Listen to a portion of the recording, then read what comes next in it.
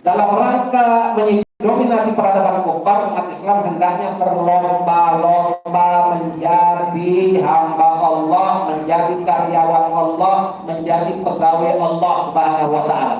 Untuk apa? Setiap orang muslim adalah karyawan Allah, untuk meninggikan iman Allah. Ketika dia bekerja di kantor, bekerja di perusahaan, bekerja online, apa saja, dia adalah hamba Allah. Wajiban dia untuk meninggikan saya. Ya. Jadi jangan bedakan, wah saya tak mungkin melaksanakan syarat Islam soalnya saya ASN. Jangan menjadikan dirimu sebagai pribadi yang mendua. Di rumah dia menjadi muslim yang taat, dia menjadi orang munafik, tidak boleh. Di rumah yang senantiasa mengajak pada kebaikan, melarang pada kemungkaran. Bagi umat Islam oleh karena itu mendidik putra putrinya dengan didikan Islam agar mereka tumbuh dewasa dalam ketaatan kepada Allah Subhanahu wa Ta'ala, itu merupakan ibadah. Ibadah. Oleh karena itu, termasuk menyiapkan mereka sebagai mujahid fisabilillah supaya jadi benteng terdepan menjaga agama Islam dan menjaga negaranya di mana dia tinggal dari rongrongan musuh-musuh Islam, dari rongrongan kaum Islamofobia, itu juga ibadah kepada Allah Subhanahu wa Ta'ala. Jadi penting. Maka kalau Anda mengatakan wah itu musuh negara, pasti mereka orang Islamofobia. Karena umat Islam tidak mungkin akan memusuhi negara di mana dia tinggal. Ya, tidak boleh memusuhi negara ini, apalagi membuat negara kita, wah ini negara tokoh, ini negara kafir. Lalu kalau negara ini kafir, posisi umat Islam di mana? Oh, mayoritas.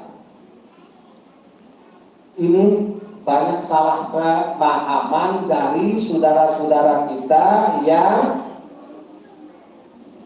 berada dalam komunitas clandestine. Ya, tidak mungkin negara ini dimusuhi oleh Islam. Karena apa? Yang berjuang sama umat Islam. Ulama-ulama bahwa kemudian mengeritik pemerintah itu soal lain. Bukan mengeritik pemerintah, bukan berarti memusuhi negara. Negara ini rakyat, bukan milik pemerintah. Pemerintah bisa ganti berganti. Ada yang adil, ada yang zalim. Maka negara ini harus diletakkan pada posisinya yang benar. Ya. Ini Iwan Pilih rahimahumullah, mudah-mudahan apa yang kita sampaikan ini untuk paham betul posisi majelis jahilin berdekat ke syariat Islam. Melaksanakan ketaatan kepada Allah tidak boleh dimotivasi oleh permusuhan. Perhatikan betul ini. Melaksanakan ketaatan kepada Allah Subhanahu wa Ta'ala tidak boleh dimotivasi, tidak boleh diinspirasi karena permusuhan. Dakwah itu tidak diawali dengan permusuhan. Dakwah itu adalah mengajak pada kebaikan. Ya? Jadi kalau masih ada yang mungkin pahamnya paham-paham yang tidak benar di kalangan anggota Majelis Mujahidin, itu segera koreksi. Segera koreksi. Ya. Munculnya, kita bisa contohkan ya, peradaban Islam yang sebetulnya mulai muncul. Ya, tadi mendidik anak-anak yang menjadi mujahid, jadi hafal Quran, jadi anak soleh, solehah, itu luar biasa. Maka munculnya fenomena arus hijrah dari kalangan generasi milenial akhir-akhir ini patut diapresiasi. Jangan dikomentari negatif. Kita ini umat Islam ini kadang-kadang cepat negatif. Wah itu pura-pura, itu pencitraan saja. Tidak. Umat Islam sekecil apapun kebaikan yang dilakukan oleh seseorang harus didukung. Jangan curigai dia. Perkara dia pura-pura itu urusan dia. Tapi kita, siapapun yang melakukan kebaikan sesuai dengan Allah, jangan pernah curigai dia pura-pura atau pencitraan. Jangan curigai. agar kita umat Islam ini diajari oleh Islam itu senantiasa berpikir positif, bukan berpikir negatif. Ya, saya ingin yakinkan antum semua yang ngomong seperti ini adalah Irfan S. Awas yang pernah ditahan 13 tahun, yang pernah disiksa dan diinterogasi oleh Laksus. Jadi jangan nanti setelah dengar saya ngomong, wah ini sudah berubah nih Ustaz Irfan. Jadi lunak dia sekarang, bukan. Ya? Irfan S. Awas yang pernah pergi ke medan jihad. Ya? Pernah 1 bulan di Suriah. Yang pernah ditahan di Nusa Kambangan. Antum belum pernah kan? Nusa Kambangan ditahan 8 tahun di sana. Ini jadi meluruskan apa yang bengkok dan istiqomah di atas jalan yang lurus itu. Ini yang dibangun oleh Majelis Mujahidin. Ini yang dirintis oleh Majelis Mujahidin dalam rangka tatbikus syariah itu. Ya. Jadi kita lihat ada puluhan komunitas hijrah mulai bermunculan dan disambut antusias para pemuda-pemuda milenial, mulai dari komunitas yang berlevel nasional maupun yang berlevel lokal. Bahkan ada juga komunitas hijrah yang dibentuk oleh para artis dan selebritis. Komunitas tersebut beranggotakan banyak artis. Jangan curigai mereka. Dukung dia, motivasi mereka. Ya. Selain banyaknya komunitas fenomena hijrah milenial ini juga didukung oleh masyarakat atau banyaknya event-event hijrah yang diselenggarakan dengan tema perubahan menjadi yang lebih baik. Kita kan mengajak pada kebaikan. Ini ada orang baru belajar menjadi baik, dukung. Ya, Majelis Mujahidin harus terdepan dalam membersamai mereka. Jangan mencurigainya. Satu contoh, ya, masih ingat aksi baca Quran di trotoar Malioboro beberapa bulan yang lalu? Masih ingat kan? Itu ribuan di Malioboro di trotoar baca Quran. Wah, jika itu menjadi tradisi di Jakarta sini, ya, itu diinisiasi oleh siapa? Mereka itu diinisiasi oleh Badan Wakaf Quran. Belum pernah terjadi. Ribuan milenial itu baca Quran. Lalu banyak orang nyinyir, ya, bosan-bosan kaum Islamfobia itu nyinyir. Apa dia bilang? Mengganggu orang di jalan. Ya karena viral nyinyiran mereka itu, lalu Pemda melarangnya dengan alasan tidak ada izin dari Pemda. Coba, orang baca Quran pakai izin. Kenapa tidak didukung yang baik-baik kayak begini, kok tidak didukung? Saya bayangkan jika tentara dulu zaman Soeharto ada tentara Binmas, ya, bimbingan mental, ya, Bintel dulu, ya, di tentara, di polisi, itu mereka baca Quran. Bayangkan kalau tentara polisi sekarang baca Quran di masjid. Markas polisi di sini, maksudnya besar, megah. Bayangkan mereka baca Quran.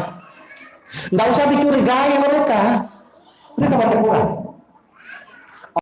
Cara sendiri untuk mendekatkan hati manusia kepada agamanya.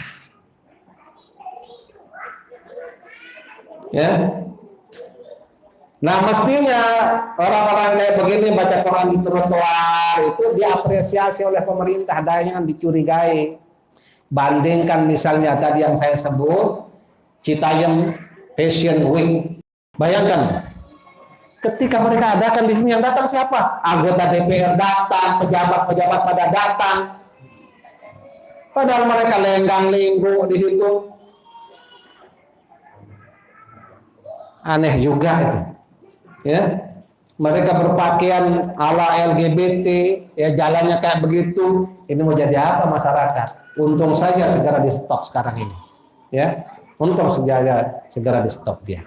Oleh karena itu orang bertanya, lalu Apa kaitannya dengan menegakkan syariat Islam? Apa urgensinya, apa pentingnya, apa relevansinya menegakkan syariat Islam di zaman modern seperti ini? Ya, harap diperhatikan betul ini, apa manfaatnya? Ya. Mengapa budaya taat syariat Islam itu perlu kita amalkan? Seorang profesor namanya Abdullah Ad-Dumaiji dalam bukunya Konsep Kepemimpinan dalam Islam, dia mengatakan kenapa syariat Islam itu harus ditegakkan. Ya, karena syariat Islam itu terbukti, ya, syariat Islam perlu ditegakkan karena terbukti dalam sejarah manusia belum pernah sanggup menciptakan sistem hidup atau way of life yang bersifat universal untuk membantu dan mengatur perilaku manusia. Ada sistem hidup sekularisme, liberalisme, komunisme, kapitalisme, demokrasi, tapi semuanya tidak satu pun dapat memuaskan, baik secara moral, ideologi, politik, maupun ketatanegaraan. Tidak ada yang memuaskan. Karena itu kita tawarkan syariat Islam.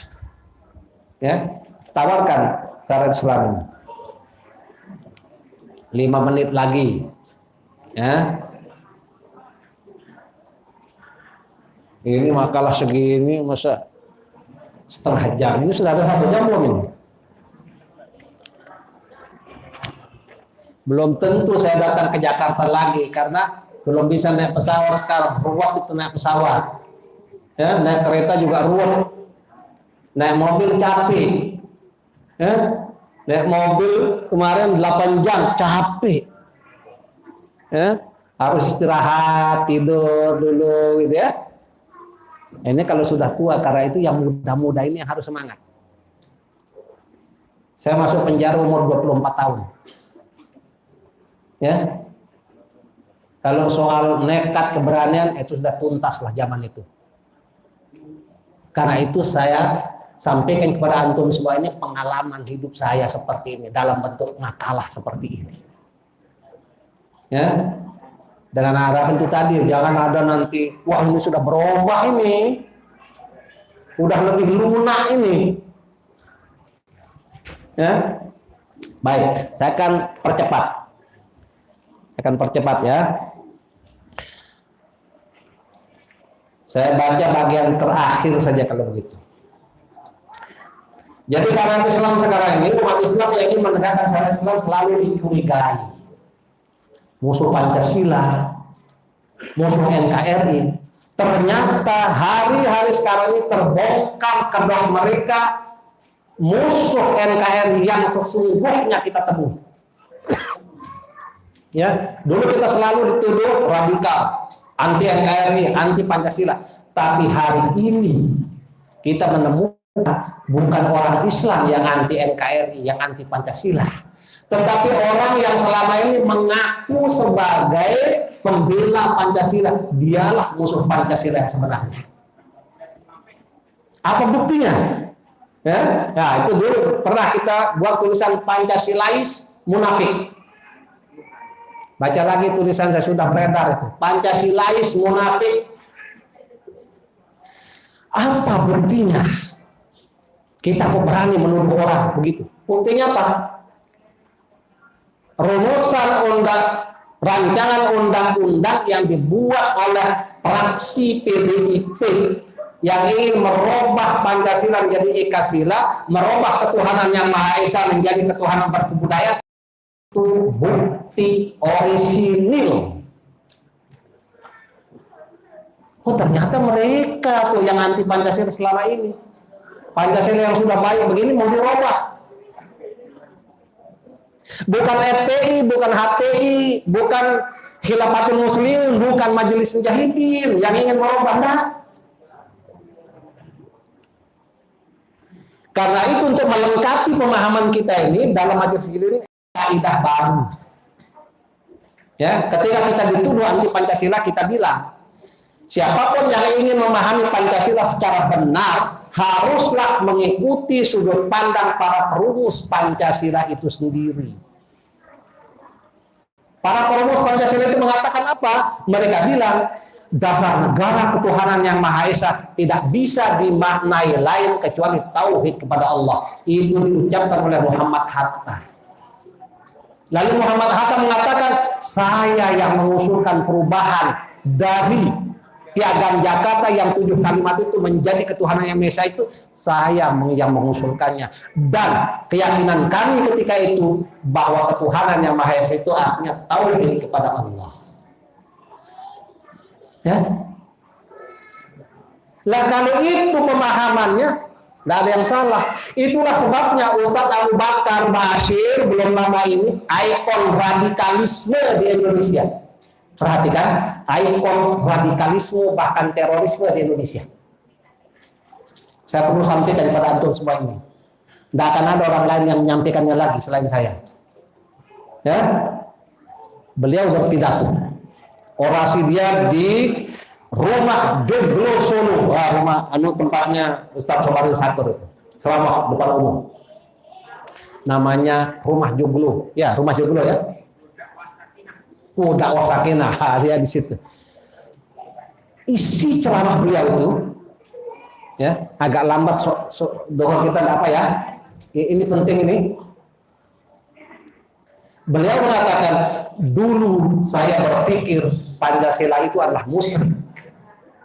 Perhatikan kalimat ini, ada videonya.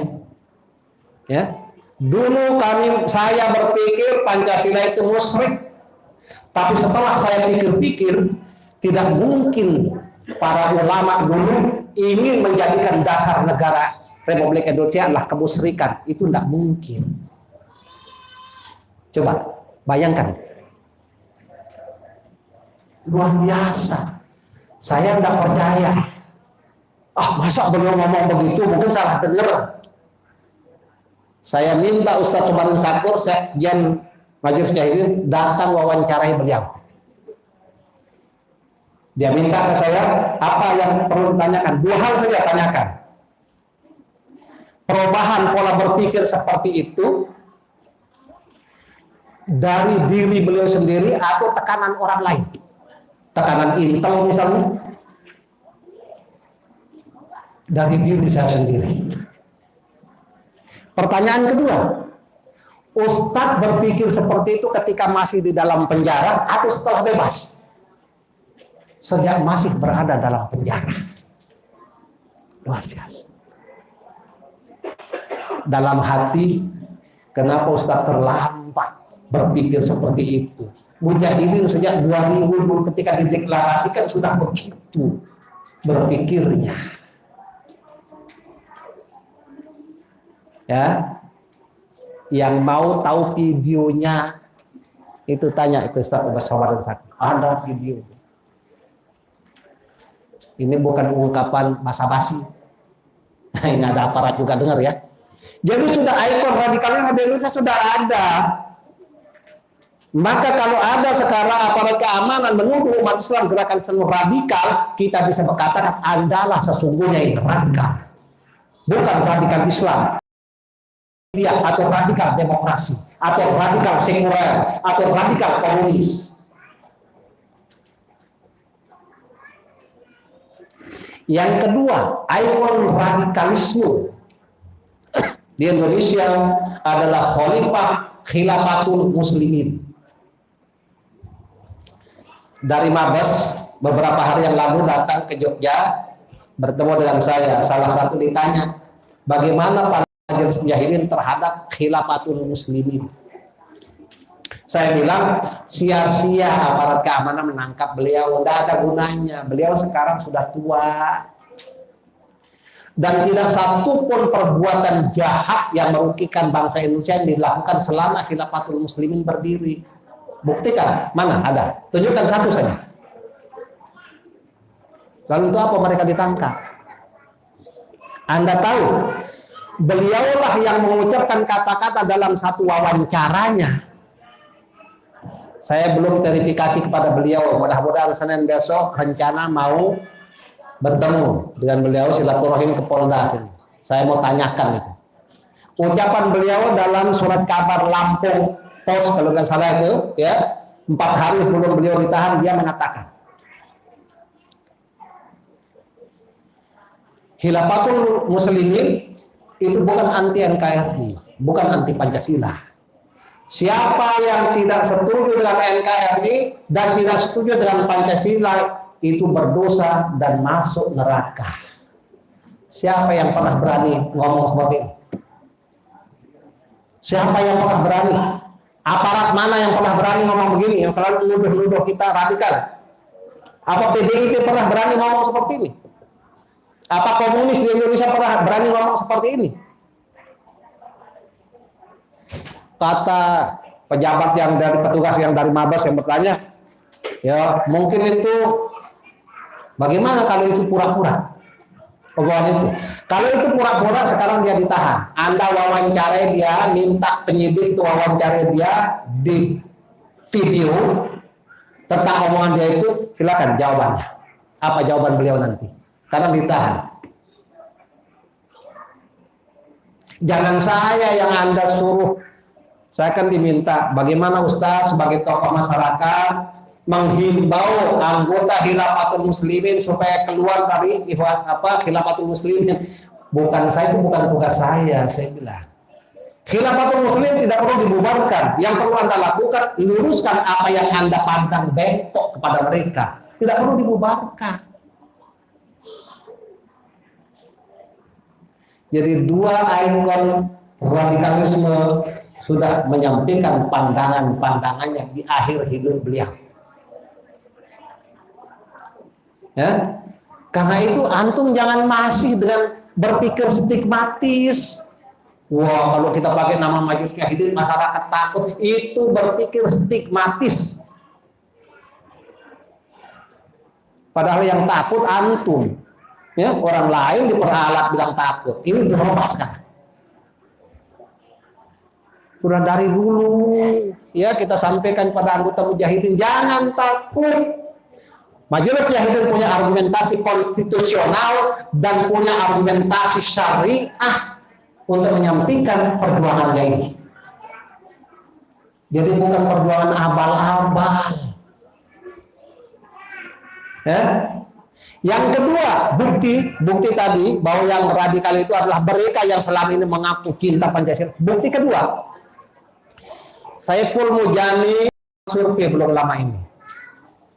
Ya. Dia bilang dasar ketuhanan yang Maha Esa itu hanya menguntungkan umat Islam.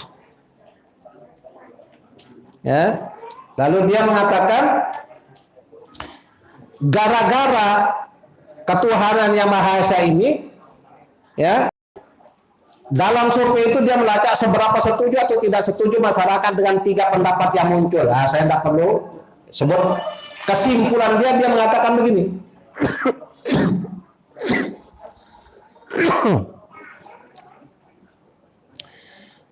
Ini membuat sila pertama Pancasila kehilangan kemampuan untuk menampung keragaman agama yang ada di Indonesia. Itu kesimpulan Sirpo dia.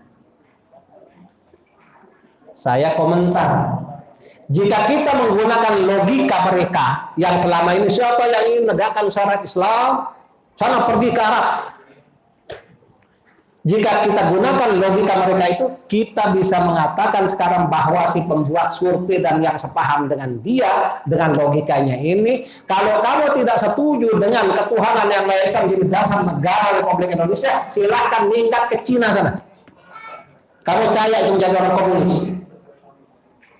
Ini sudah kesepakatan di olah-atik. Kita justru salah satunya Majelis Mujahidin mengatakan bahwa itu artinya tauhid. Ini mau dirubah, ini hanya menguntungkan umat Islam. Jadi mereka lah yang sesungguhnya membuat onar di negeri kita ini. Orang yang mengaku Pancasilais tapi sebetulnya membenci Pancasila, tapi menuduh kita umat Islam yang benci pada Pancasila. Ya. Ucapan 2 tokoh radikal di Indonesia ini sudah mewakili. Di Indonesia hari ini sudah tidak ada radikalisme. Ya, sudah tidak ada terorisme. Sudah cukup mewakili. Tapi justru survei dan RUU HIP dulu itu mewakili mereka yang sesungguhnya anti Pancasila, anti NKRI yang sebenarnya. Ya, antum saya berikan argumentasi itu, sampaikan itu di ceramah-ceramahnya. Bukan kita yang anti Pancasila. Ya, maka terakhir, ikhwan fillah rahimakumullah, 5 menit lagi ya, 5 menit dari sekarang, bukan dari tadi. Ya, 5 menit dari sekarang, insya Allah ini selesai. Ya, kita harus yakin. Nabi Muhammad SAW telah meletakkan pondasi yang kokoh dalam bertauhid. Ya. Pondasi tauhid inilah yang diwarisi oleh para ulama pendiri NKRI ini. Maka kita patut bersyukur mewarisi NKRI yang berdasarkan tauhid ketuhanan yang Maha Esa, warisan para ulama, warisan para mujahid, dan warisan para pejuang kemerdekaan. Mensyukuri eksistensi NKRI, hendaknya kita terus mengawal bangsa ini agar tetap menjadi bangsa bertauhid sebagaimana dirumuskan pada sila pertama Pancasila itu.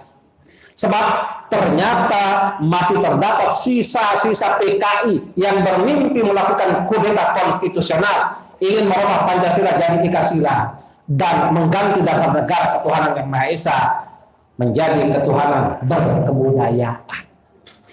Ketuhanan kebudayaan usulan Bung Karno dahulu yang mengatakan ya ketuhanan berkebudayaan agar apa?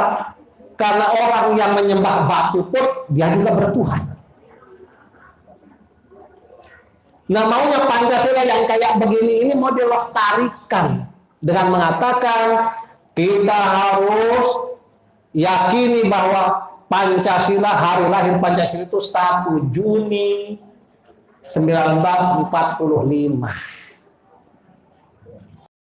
Tapi kita mengatakan, kamu perhatikan, antum semua perhatikan ini jawaban dari Majelis Jahidin, tidak ada Pancasila 1 Juni 1945.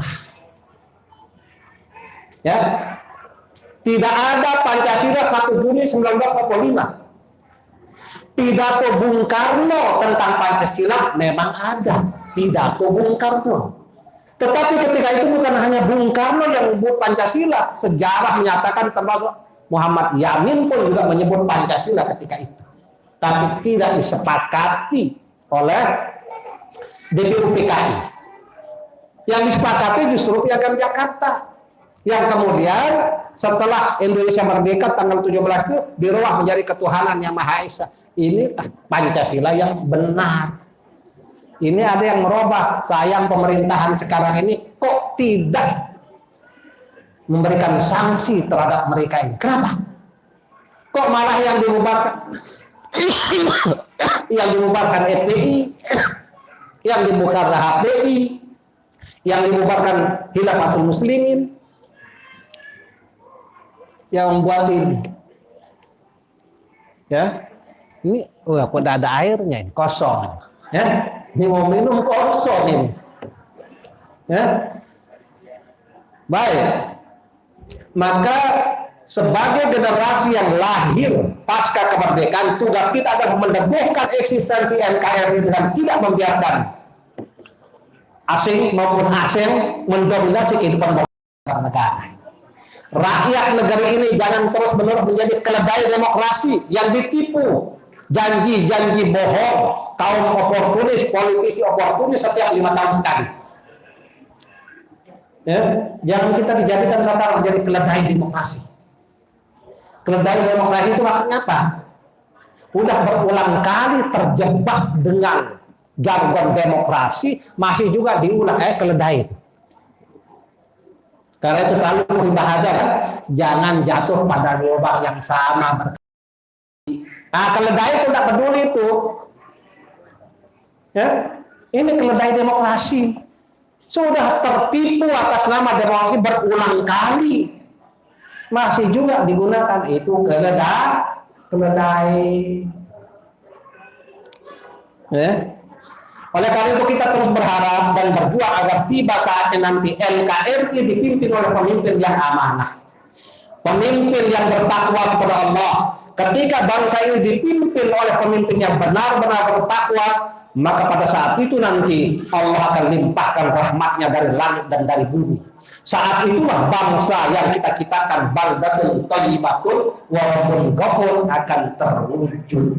Ketika negeri ini dipimpin oleh pemimpin yang amanah, pemimpin yang bertakwa kepada Allah. Karena itu bersiap-siap sekarang. Jangan ada umat Islam yang kasak kusuk juga, mau revolusi lah, mau macam-macam. Akhirnya nanti ditangkap juga kasak kusuk. Ya, insya Allah harapan itu akan terkabul. Ketika mayoritas anak negeri ini memiliki kesadaran tentang betapa pentingnya memilih pemimpin dari golongan yang bertakwa. Ya. Era pencitraan dan kepalsuan harus segera diakhiri.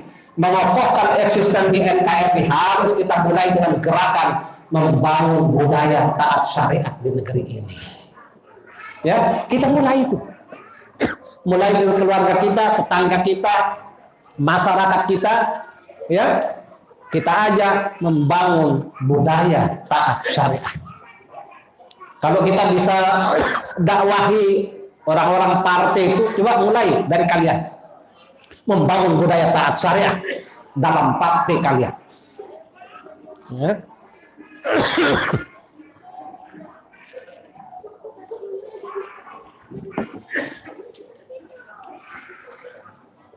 Disinilah urgensinya generasi muda Islam melahirkan kesadaran yang merata ke seluruh penjuru negeri, sehingga mayoritas anak bangsa benar-benar memperjuangkan hadirnya pemimpin yang bertakwa, bukan pemimpin pembohong, ya, bukan pemimpin penyuka video porno, bukan pemimpin yang datang ke pasar-pasar bertanya, ibu kenal dengan saya enggak? Ibunya jawab, untuk apa saya kenal situ? Akhirnya dia jengkel. Ya? Bukan pemimpin yang macam begituan. Ya, mengokohkan eksistensi NKRI harus kita mulai tadi budaya taat syariat. Oleh karena itu memilih pemimpin ini, kenapa penting pemimpin yang bertakwa? Karena hanya para pemimpin yang bertakwa yang akan Allah bimbing untuk menjadikan Indonesia negeri yang adil dan makmur.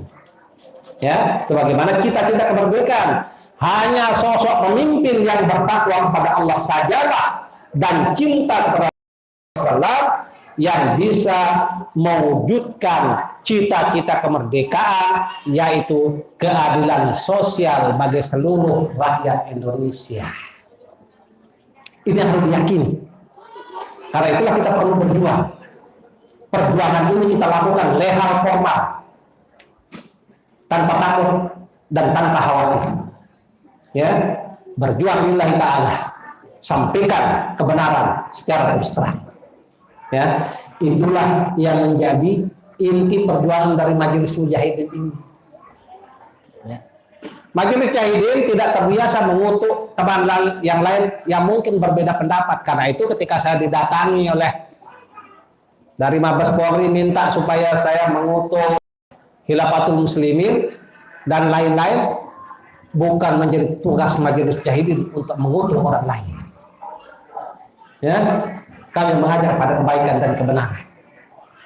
Yang saya katakan tadi, Majelis Mujahidin itu adalah organisasi yang militan, militansinya berdiri tegak di atas amar ma'ruf nahi munkar. Mudah-mudahan apa yang saya sampaikan ini bermanfaat dan bisa antum pahami semua, terutama pengurus baru. Inilah wajah Majelis Mujahidin yang sebenarnya. Ya, misi yang dia bawa yang sebenarnya. Mengajak siapapun untuk taat kepada Allah. Mudah-mudahan dengan begitu bangsa kita ini mendapatkan curahan rahmat dari Allah Subhanahu wa taala. Sekali lagi mudah-mudahan bermanfaat bagi kami yang menyampaikan dan bagi antum semua yang mendengarkan, karena sesungguhnya nasihat kepada orang lain adalah hakikatnya nasihat kepada diri sendiri. Wabillahi taufiq wal hidayah. Assalamualaikum warahmatullahi wabarakatuh.